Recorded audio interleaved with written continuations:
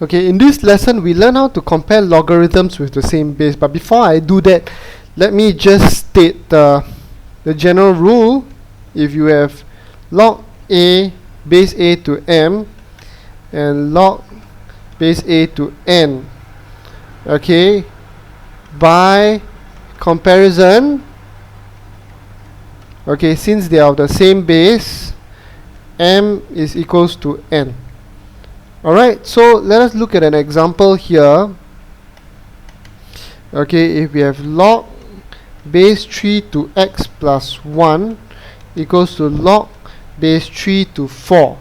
Since they are of the same base, okay, all I have to do is write it down, okay, to show that I understand. By comparison, x plus 1 is equals to 4, x equals to 4 minus 1, x equals to 3.